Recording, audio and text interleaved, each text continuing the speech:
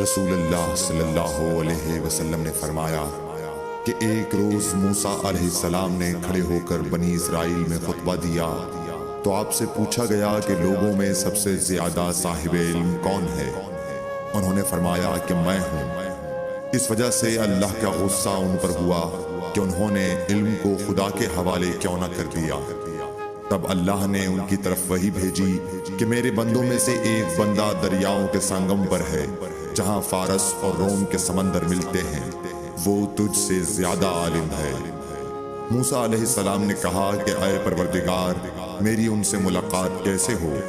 حکم ہوا کہ ایک مچھلی زنبیل میں رکھ لو، پھر جہاں تم اس مچھلی کو گم کر دو گے تو وہ بندہ تمہیں وہیں ملے گا۔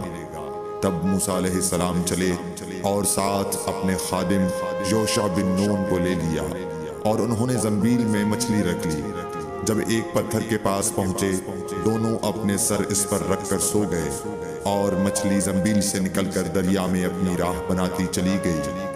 اور یہ بات موسیٰ علیہ السلام اور ان کے ساتھی کے لیے بے حد تعجب کی تھی۔ پھر دونوں باقی رات اور دن میں جتنا وقت باقی تھا چلتے رہے۔ جب صبح ہوئی، موسیٰ علیہ السلام نے خادم سے کہا، ہمارا ناشتہ لاؤ، اس سفر میں ہم نے کافی تکلیف اٹھائی ہے۔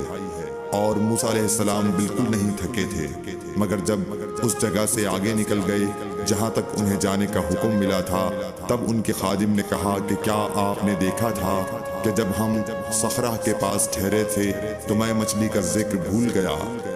بقول بعض صخرہ کے نیچے آب حیات تھا، وہ اس مچھلی پر پڑا اور وہ زندہ ہو کر بقدرت الہی دریا میں چل دی۔ یہ سن کر موسیٰ علیہ السلام بولے کہ یہ ہی وہ جگہ ہے جس کی ہمیں تلاش تھی، تو وہ پچھلے پاؤں واپس ہو گئے۔ جب پتھر تک پہنچے تو دیکھا کہ ایک شخص کپڑا اوڑھے ہوئے موجود ہے۔ موسیٰ علیہ السلام نے انہیں سلام کیا۔ خضر نے کہا کہ تمہاری سرزمین میں سلام کہاں؟ پھر موسیٰ علیہ السلام نے کہا کہ میں موسیٰ ہوں۔ خضر بولے کہ بنی اسرائیل کے موسیٰ؟ انہوں نے جواب دیا ہاں۔ پھر کہا کہ کیا میں آپ کے ساتھ چل سکتا ہوں تاکہ آپ مجھے ہدایت کی وہ باتیں بتلاؤ جو اللہ نے خاص آپ ہی کو سکھلائی ہیں؟ خضر بولے کہ تم میرے ساتھ صبر نہیں کر سکو گے۔ اے موسیٰ، مجھے اللہ نے ایسا علم دیا ہے جسے تم نہیں جانتے، اور تم کو جو علم دیا ہے اسے میں نہیں جانتا۔ اس پر موسیٰ علیہ السلام نے کہا کہ خدا نے چاہا تو آپ مجھے صابر پاؤ گے، اور میں کسی بات میں آپ کی نافرمانی نہیں کروں گا۔ پھر دونوں دریا کے کنارے کنارے پیدل چلے۔ ان کے پاس کوئی کشتی نہ تھی کہ ایک کشتی ان کے سامنے سے گزری تو کشتی والوں سے انہوں نے کہا کہ ہمیں بٹھا لو۔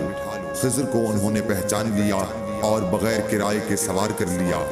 اتنے میں ایک چڑیا آئی اور کشتی کے کنارے پر بیٹھ گئی۔ پھر سمندر میں اس نے ایک یا دو چونچیں ماری۔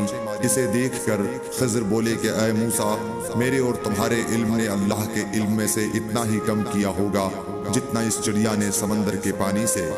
پھر خضر نے کشتی کے تختوں میں سے ایک تختہ نکال ڈالا۔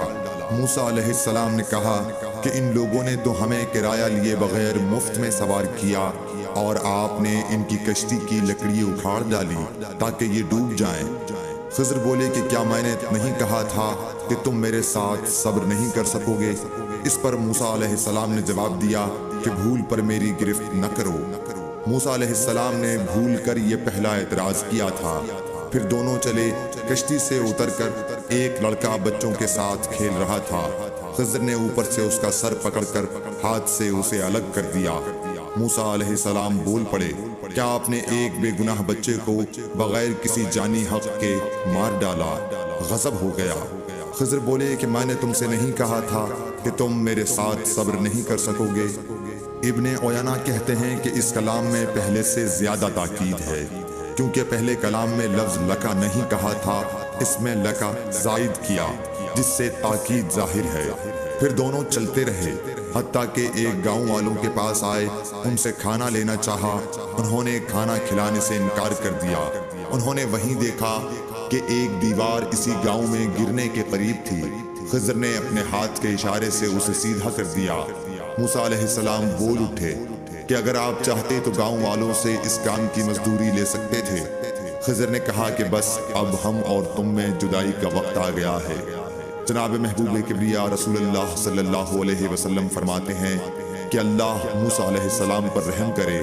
ہماری تمنا تھی کہ موسیٰ علیہ السلام کچھ دیر اور صبر کرتے تو مزید واقعات ان دونوں کے بیان کیے جاتے اور ہمارے سامنے روشنی میں آتے، مگر حضرت موسیٰ علیہ السلام کی عجلت نے اس علم لدنی کے سلسلے کو جلد ہی منقطع کرا دیا۔